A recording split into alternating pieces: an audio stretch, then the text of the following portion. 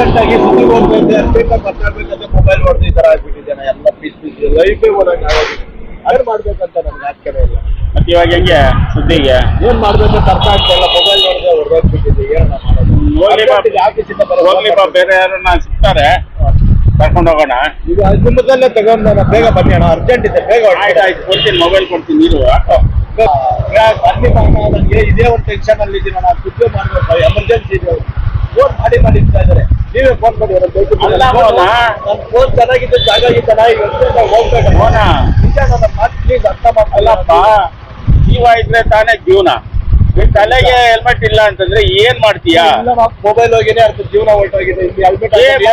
Mobile ಅಂದ್ರೆ ಹೊಸ mobile ತಗೋಬಹುದಯ್ಯ. ಜೀವನಾನೇ ಹೊರಟೋಗುತ್ತಲ್ಲ. ನೀನೇ ಇಲ್ಲ ಅಂತಂದ್ರೆ ನಿನ್ ಫ್ಯಾಮಿಲಿಗೆ ಯಾರು?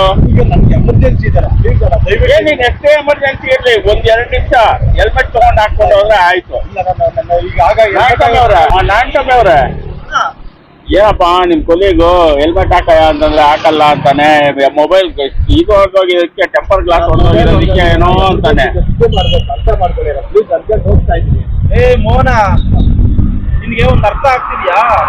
ಏನ್ ಪ್ರೆಸ್ ಅಂದ ತಕ್ಷಣ ನಮ್ಗೆಲ್ಲಾ ರೀತಿ ಆಕ್ಸಿಡೆಂಟ್ ಆಗ್ಬಿಟ್ರೆ ಜೀವ ಹೋಗಲ್ಲ ಅಂತಿದ್ಯಾ? ಪ್ರೆಸ್ ಅಲ್ಲಿ ಇದ್ದವ್ರಿಗೂ ಆಕ್ಸಿಡೆಂಟ್ ಆದ್ರೆ ಜೀವ ಹೋಗುತ್ತೆ, ಪೊಲೀಸ್ಗೂ ಜೀವ ಹೋಗುತ್ತೆ. ಹೆಲ್ಮೆಟ್ ಇದೆಯಲ್ಲ, ಈ ಹೆಲ್ಮೆಟ್ ನಿಮ್ ಸಂಸಾರವನ್ನು ಕಾಪಾಡುತ್ತೆ, ಗೊತ್ತಾ? ಈಗ ನೀನು ಅರ್ಜೆಂಟ್ ಆಗಿ ಹೋಗ್ತಿದ್ಯಾ ಅಂತಂದ್ರೆ, ಏನಾದ್ರೂ ಸುದ್ದಿ ಆಕ್ಸಿಡೆಂಟ್ ಆಗ್ಬಿಟ್ರೆ, ತಲೆ ಹೊಡೆದೋಯ್ತು ಅಂದ್ರೆ ಮನೆಯಲ್ಲಿ ಇರ್ತಕ್ಕಂಥವ್ರಿಗೆ ಯಾರು ದಿಕ್ಕು? ತಾನೆ. ಫಸ್ಟ್ ಹೆಲ್ಮೆಟ್ ಅನ್ನ ಧರಿಸಿ, ನಮ್ಮ ಕಾನೂನನ್ನು ನಾವೇ ಪಾಲನೆ ಮಾಡಬೇಕು.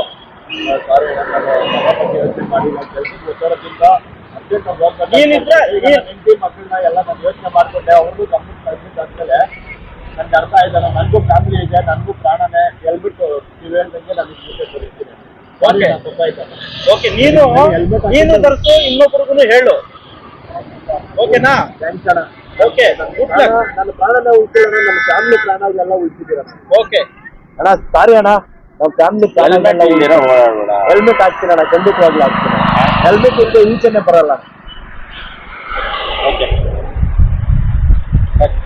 ಹೆಲ್ಮೆಟ್ ಬೇಕು ಸರ್. ಬನ್ನಿ ಸರ್, ಯಾವ್ದು ಕೊಡೋಣ? 100 ರೂಪಾಯಿ ಇದೆ, 200 ರೂಪಾಯಿ ಇದೆ, 500 ರೂಪಾಯಿ ಇದೆ, 1000 ರೂಪಾಯಿ ಇದೆ. ಯಾವ್ದು ಹಾಕ್ತೀರಾ ಸರ್? ಹೆಂಗೆ 1000 ರೂಪಾಯಿದು ಯಾವ ರೀತಿ ಇರುತ್ತೆ? ನಮಗೆ ಪ್ರೊಟೆಕ್ಷನ್ ಯಾವ ರೀತಿ ಇರುತ್ತೆ ಸರ್? 1000 ರೂಪಾಯಿ ಹಾಕಿದ್ರೆ ನಿಮ್ ಸೇಫ್ಟಿ ಇರುತ್ತೆ, ನಿಮ್ಗೆ ಹೆಂಡತಿ ಮಕ್ಕಳು ಎಲ್ಲ ಇರುತ್ತೆ. ಅಕಸ್ಮಾತ್ ಹೋಗ್ತಾ ಇರ್ತೀರ ಗಾಡಿಯಲ್ಲಿ, ಸ್ಕಿಪ್ ಆಗಿ ಬೀಳ್ತೀರ ಅನ್ಕೊಳ್ಳಿ, ಬಿದ್ದಾಗ ತಲೆಗೆ ಏಟ್ ಬೀಳದೆ ಇರುತ್ತೆ. ನೀವು 100 ರೂಪಾಯಿ 200 ರೂಪಾಯಿ ಹೆಲ್ಮೆಟ್ ಹಾಕ್ಬಿಟ್ರೆ ನಿಮ್ಗೆ ತಲೆಗೆ ಏಟ್ ಬಿದ್ದಾಗ ಇದು ಹೊಡೋಗುತ್ತೆ, ಇದು ತಡೆಯಲ್ಲ. ಅದೇ 1000 ರೂಪಾಯಿ ಹೆಲ್ಮೆಟ್ ಹಾಕೊಂಡ್ರೆ ಪೊಲೀಸ್ನವ್ರಿಗೆಲ್ಲ ಭಯ ಬಿದ್ದುಬಿಟ್ಟು ನೀವು ಈ ಕಡಿಮೆ ರೇಟ್ ತುಂಬ ಹೆಲ್ಮೆಟ್ ಹಾಕ್ತಾ ಇದ್ದೀರಲ್ಲ, ನೀವು 1000 ರೂಪಾಯಿ 1500 ರೂಪಾಯಿ ಈ ಥರ ಬ್ರ್ಯಾಂಡೆಡ್ ISI ಮಾರ್ಕಿರೋ ಅಂತ ಹೆಲ್ಮೆಟ್ ಸರ್. ಈ ಥರ ಹೆಲ್ಮೆಟ್ ಹಾಕಿ ISI ಮಾರ್ಕಿರೋ ಅಂಥದ್ದು. ಇದು ಕಲ್ಲಿಗೆ ಬಿದ್ರೂ, ಟಚ್ ಆಗಿ ಬಿದ್ರೂ ತಲೆ ಹೊಡೆಯಲ್ಲ. ಯಾಕಂತಂದರೆ ಹೆಂಡತಿ ಮಕ್ಕಳು ಎಲ್ಲ ನಿಮಗೆ ಕಾಯ್ತಾ ಇರ್ತಾರೆ. ನೀವು ಈಚೆ ಬರ್ತೀರಾ, ದುಡ್ಕೊಂಡು ಹೋಗೋಕೆ ಬರ್ತೀರಾ, ನಿಮ್ಮ ಟೆನ್ಷನ್ ಇರುತ್ತೆ.